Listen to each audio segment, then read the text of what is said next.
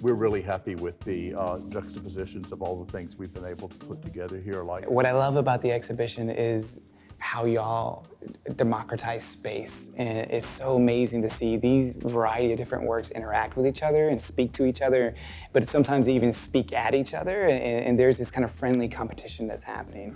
I love that idea of the notion of democratizing it, because really the goal of bringing all these things together was to initiate that kind of conversation between them, also to assert that they're all equal in this discussion, that every piece has its own voice.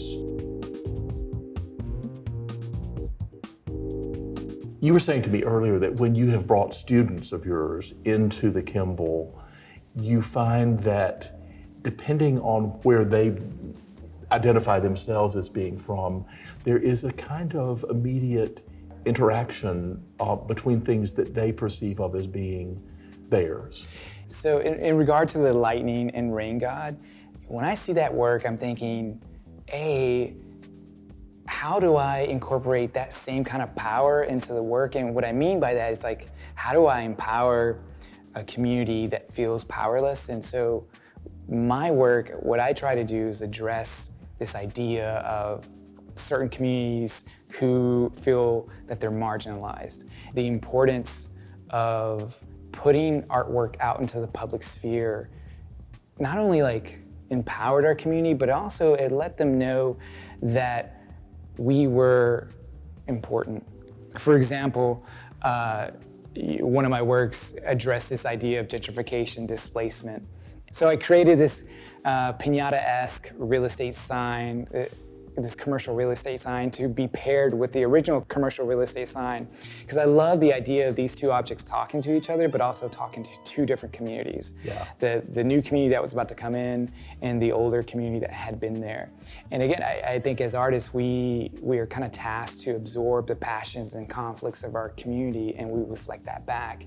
And so this idea of having this rain god out there, projecting its voice, it was really interesting. And there is a certain sophistication and power in that. And for me, I think, at least with my work, that's what I wanted to do, illustrate this power that just kind of pulsates out.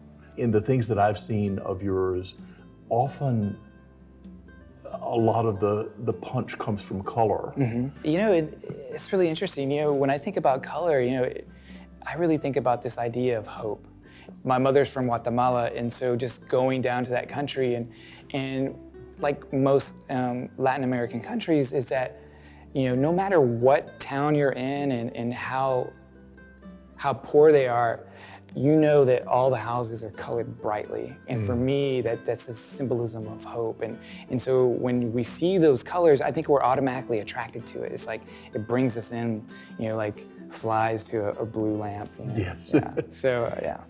I think it's fascinating that, though completely separated by culture and time, that notion of how color is powerful and how it has a chance to make you feel something that an artist like Matisse was really fundamentally concerned with. And for me, when I look at the Matisse, it's paired with this kind of indigenous sculpture. There is this idea of challenging kind of this Western fantasy of exoticism, but it's also speaking to individuals who are like, oh no, wait, my culture is on the same level as this Matisse is, and that's what I love. But when I think about it in that sense, and when I walk into the room, sometimes there's this kind of air of tension. Wow, that painting symbolizes like privilege and power, and the other work symbolizes austerity. And what is that communication like between these two things, and being the individuals that's stuck in the middle?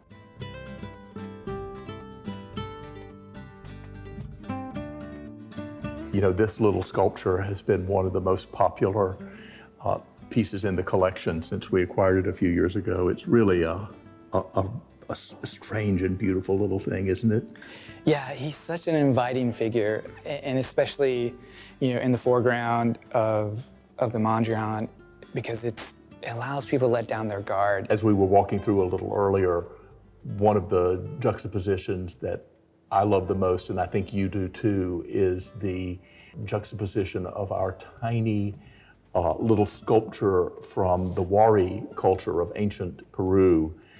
He's about 4 inches tall, alone in his big display case, and in a very interesting conversation with 2 paintings by Mondrian, the early 20th century master. One of the things I love is that people get that juxtaposition immediately because it's really visual. How does each of these works not only like complement each other, but also get everyone's attention? And I feel like they're both vying for people's attention. And I have to say the Warrior Man wins out. Yeah. Yeah. The pairing between the Warrior Man and the Mondrian pieces is just so brilliant because I'm always thinking about the viewer. And when you walk to and see that pairing, I think what the Warrior Man does, it serves as an icebreaker. It's this kind of cute kind of caricature, but it also kind of makes you want to analyze the piece, and it makes you feel comfortable to approach the Mondrian after looking at that work.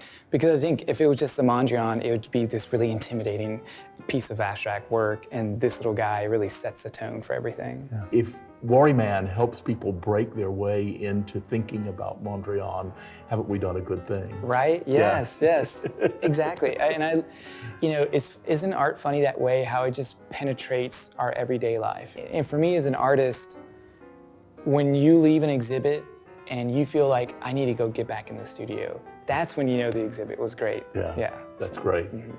I can't think of a better way of bringing our conversation to a close than the notion that you would have to leave here today and go right back to the studio and keep working because of something you saw at the Kimball Art Museum. Thank you. Thanks.